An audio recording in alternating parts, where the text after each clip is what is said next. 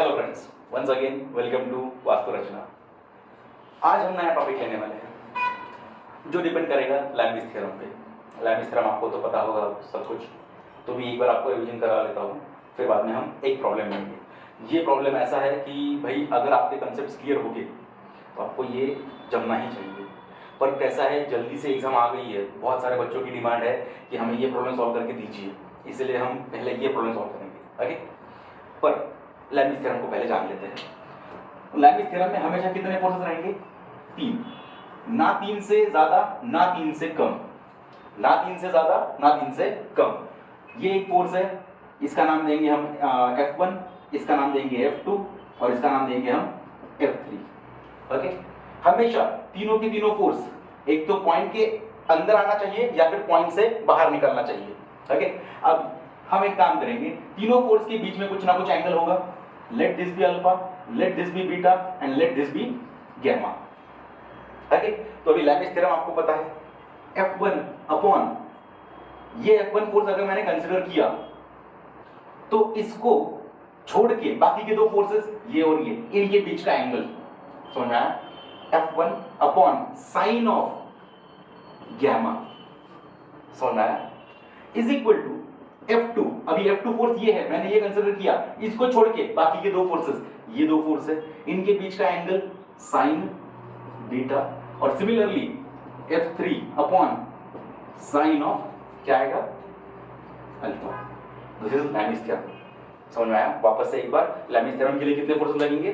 3, ना 3 से ज्यादा ना 3 से कम, 3 यानी 3, और वो भी से कैसे रहेंगे? कॉन्करेंट, एक ही पॉइंट से पास होने वाले। समझ में आया? चलिए, तो अभी हम हमारे प्रॉब्लम पे आते हैं। मुझे लगता है आपके क्लासेस में लैम्बिस थ्योरम के बारे में बहुत कुछ बता के हो गया है, पर कुछ बच्चों को इस प्रॉब्लम पे डिफिकल्टी जा रही है, इसलिए हम इसे लेने वाले हैं। अब ये जो प्रॉब्लम है इसे हम दो मेथड से सॉल्व करेंगे। तो इस मेथड में भी जो मेथड है उससे ये प्रॉब्लम कैसे सॉल्व करेंगे उसके बारे में हम जान लेते हैं। ओके, तो अभी ये फिगर दी हुई है। ओके, ये बॉल कितने सरफेस के साथ में कांटेक्ट में है?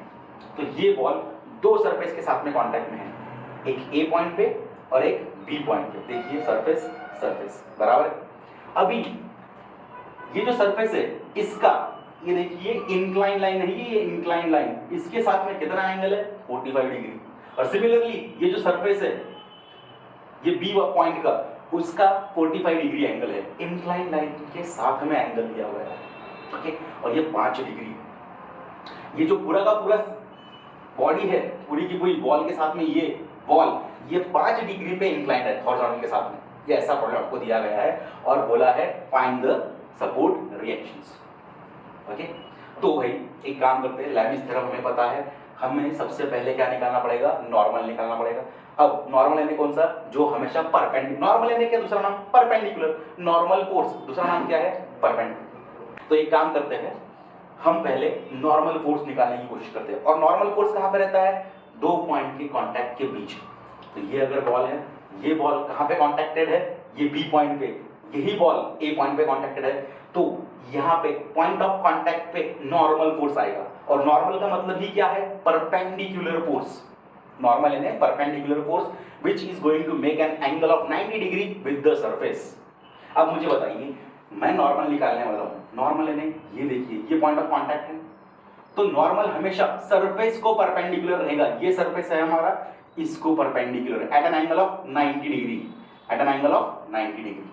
ओके, अब ये जो नॉर्मल फोर्स है, आप ये भी डायरेक्शन में दे सकते हैं, ये भी डायरेक्शन में दे सकते हैं, मैं फिलहाल ये डायरेक्शन में देता हूं। ओके, सिमिलरली ये पॉइंट बी है, ये सरफेस है, ये सरफेस को नॉर्मल कैसा आना चाहिए? परपेंडिकुलर। वापस से मैं perpendicular making an angle of 90 degree, ये ऐसा एक फोर्स निकालता हूं।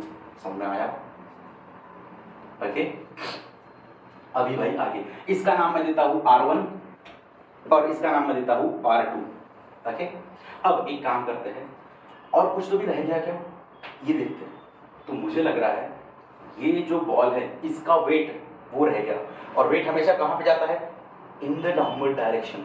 ये इंक्लाइंड है, इसका मतलब वेट ऐसा जाएगा तो नहीं, वेट हमेशा कोई भी लीजिए, आपका वेट हमेशा कहां पे जाएगा?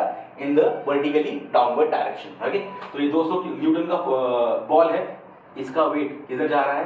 In the vertically downward direction. I hope यहां तक आपको एफबीडी समझ में आया। अब आगे एक काम करते हैं, अभी ये जो फोर्स है इसको मैं एक्सटेंड करता हूं, ये ऐसा देखिए बराबर से ये बॉल के सेंटर में से गया। सिमिलरली ये फोर्स को मैं एक्सटेंड करता हूं बराबर से ये बॉल के सेंटर में से गया। यहां तक समझ में आया। अब ये क्यों किया है बोलता हूं 2 मिनट। अभी एक काम करता हूं, वापस ये जो फोर्स है मुझे पास करना है, ये लाइन पे कहां पे भी रख सकता हूं मैं ये फोर्स को। ये जो फोर्स है ये लाइन पे कहां पे भी रख सकता हूं, तो मैं ये फोर्स को उठाया और यहां पे रखा। समझ में आया? इसका नाम है R1, यहां पे खोड़ दिया मैंने। ओके, सिमिलरली ये फोर्स को उठाया और यहां पे रखा। अब आप सोच रहे होंगे मैंने ऐसा क्यों किया, देखिए वापस से बताता हूं, 2 मिनट से। यहां पे खोड़ दिया।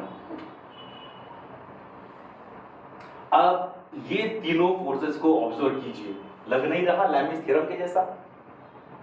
इसीलिए मैंने यहां से उठाया, यहां पे रख दिया। I hope you are getting it now. Right, अब आगे। अब भाई सबसे इंपॉर्टेंट बात, 1 2 3 फोर्सेस में से एक फोर्स मुझे पता है, ये 2 फोर्सेस इन्हें ही निकालना है मुझे, बराबर है। अब इन्हें निकालने के लिए सबसे पहले मुझे लगेगा कौन सा थ्योरम, तो लैमिस थ्योरम। क्यों? कितने फोर्सेस है? 3 ही फोर्सेस है, तो लैमिस थ्योरम से आराम से निकल जाएगा। हालांकि summation of horizontal forces, summation of vertical forces, summation of moment, इससे भी निकल जाएगा, नो इशू, पर वो थोड़ा सा लेंदी जाएगा, हमें पेपर में बहुत कम टाइम में सॉल्व करना पड़ता है। तो लैमिस थ्योरम मेरे हिसाब से बेस्ट रहता है ऐसे प्रॉब्लम के लिए। Okay, are getting it now? अब आगे, अब एक काम करता हूं, ये लाइन कैसी है बेटा, ये बताइए, ये लाइन कैसी है, हॉरिजॉन्टल है या वर्टिकल है? ये लाइन इंक्लाइन है, बराबर। ऐसी ही लाइन, ऐसी ही पैरेलल लाइन मैं इसको निकालता हूं, दिख रहा है? देखिए ये लाइन और ये लाइन एक में को कैसे है, पैरेलल। अब मुझे बताइए ये एंगल कितना रहेगा? ध्यान से, आराम से देखिए, ये line at an angle of 45 degree, ये भी इसको पैरेलल है, तो इसका मतलब ये भी 45 डिग्री ही रहेगा। ओके, सिमिलरली ये एंगल कितना रहेगा, तो ये भी रहेगा 45 डिग्री।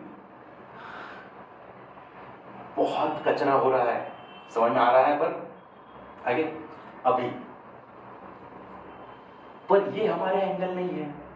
क्यों? क्योंकि ये जो पूरी की पूरी सिस्टम है ये ऐसी इंक्लाइंड है at an angle of 5 degree, बराबर। तो एक काम करता हूं, ये हॉरिजॉन्टल लाइन दिख रही है आपको, इसको पैरेलल यहां पे निकालता हूं। अब होगा कंफ्यूजन, अब होगा कंफ्यूजन। देखिए कितने लाइन हो गए, ये इंक्लाइंड लाइन, ओके, इससे ये फोर्स 45 डिग्री पे है, ये हॉरिजॉन्टल लाइन मुझे इसके साथ में कितने डिग्री पे है, हॉरिजॉन्टल लाइन के साथ में ये फोर्स का एंगल कितना है वो निकालना है। ये जो फोर्स है इसका हॉरिजॉन्टल के साथ में कितना एंगल वो निकालना है। Okay, I hope you are getting it. मुझे बताइए, ये 45 डिग्री है, ये वाली लाइन, ये इंक्लाइन लाइन है, ये फोर्स का एंगल ये इंक्लाइन लाइन से 45 डिग्री है। ये जो हॉरिजॉन्टल लाइन है और ये जो इंक्लाइन लाइन है, ये दिख रहा है, हॉरिजॉन्टल लाइन, इंक्लाइन लाइन, इन दोनों के बीच का एंगल कितना है बेटा, बता सकते हो मुझे? 5 डिग्री। कैसे क्या? चलिए वो भी देख लेते हैं। 5 डिग्री, ये हॉरिजॉन्टल है, ये इंक्लाइन, ये हॉरिजॉन्टल है, ये इंक्लाइन है। समझ में आया? तो भाई ये 5 डिग्री हो गया, ये 45 डिग्री हो गया, कितना हो गया टोटल एंगल? 50 डिग्री। समझ में आया? ओके, अब नेक्स्ट, अब इसके ऊपर आते हैं। मुझे ये फोर्स का हॉरिजॉन्टल लाइन के साथ में एंगल निकालना है, पर ये जो फोर्स है इंक्लाइन लाइन के साथ में कितना एंगल है, ये वाली इंक्लाइन लाइन के साथ में 45 डिग्री एंगल है। और ये जो एंगल है ये कितना है, 5 डिग्री। कैसे क्या? इसको अपोजिट देखिए, ये 5 डिग्री को exactly opposite. I hope you are getting it. तो अब मुझे बताइए, ये एंगल है 45 डिग्री, ये एंगल है 5 डिग्री, ये एंगल मुझे निकालना है, तो कितना आएगा? 45 में से 5 डिग्री चले गया तो 40 डिग्री। समझ में आया? यहां पे बहुत गिचड़ हो गई, एक काम कर लेता हूं, सिर्फ फोर्सेस की एफबीडी निकाल लेता हूं। ओके, तो देखिए ये हो गया R2, ये हो गया R1, और ये हो गया 200 न्यूटन का वेट। ओके, अब हॉरिजॉन्टल लाइन निकाला मैंने, ये फोर्स का हॉरिजॉन्टल लाइन के साथ में कितना डिग्री एंगल है, ये फोर्स है वही R2, ये हॉरिजॉन्टल लाइन है, देखिए कितना एंगल आ गया 50 डिग्री। ओके, ये R1 फोर्स, ये हॉरिजॉन्टल लाइन, इसके साथ R1 का एंगल कितना है 40 डिग्री है, तो यहां पे लिख लिया मैंने 40 डिग्री। समझ में आया? अब लैमिस थ्योरम लगा सकता हूं मैं। लैमिस थ्योरम क्या बोलता है, R1 upon sine of R1 force, इसको छोड़ के बाकी के दो फोर्स, ये दो फोर्सेस, इनके बीच का एंगल, अरे बाप रे, ये एंगल निकालना पड़ेगा। अरे भाई ये वर्टिकल है, ये हॉरिजॉन्टल है, तो कितना हो जाएगा ये 90 डिग्री, तो टोटल एंगल कितना हो जाएगा 90 प्लस 50 140 डिग्री। एम आई राइट? तो यहां पे लिखूंगा मैं 140 डिग्री, बराबर है ना। अब लेता हूं R2 upon sine of R2 को छोड़ के बाकी के दो फोर्स, ये और ये, इनके बीच का एंगल, बराबर। अरे वापस से निकालना पड़ेगा, तो ये कितना आएगा, ये 90 डिग्री, ये 40 डिग्री, यानी कि 130 degree, sine of 130 degree. Okay, अब कौन सा रह गया, तीसरा फोर्स इज इक्वल टू 200, इसको छोड़ के ये दो फोर्स के बीच का एंगल कितना आया है, साइन 90। ओके, तो भाई देखिए तीनों इसके आंसर निकाल लिए। अब एक काम करना है, मुझे इसका आंसर निकालना है R1 का, A equal to B, A equal to C, ये भी कर सकता हूं, या फिर B इक्वल टू C, ये भी कर सकता हूं। एक काम कर लो, तो मुझे अगर ये निकालना है तो इसको इसके साथ में इक्वेट करता हूं पहले, तो R1 upon sine of 140 is equal to 200 upon sine of 90, sine 90 की वैल्यू 1 है, therefore R1 is equal to 200 sine of 140 and therefore R1 is equal to कितना आया 128.56।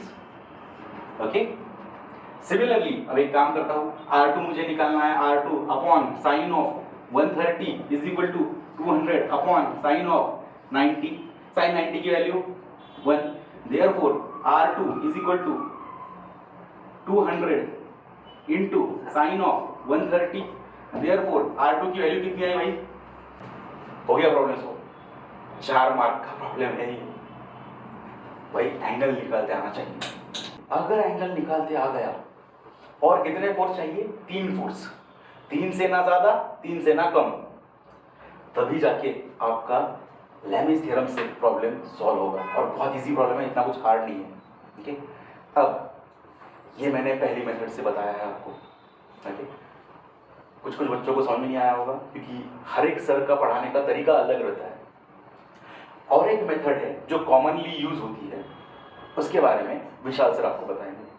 दोनों के दोनों वीडियो आपके पास में है, आपको जो मेथड पसंद है वो मेथड से सॉल्व कीजिए। Okay, and once again thank you, please do subscribe.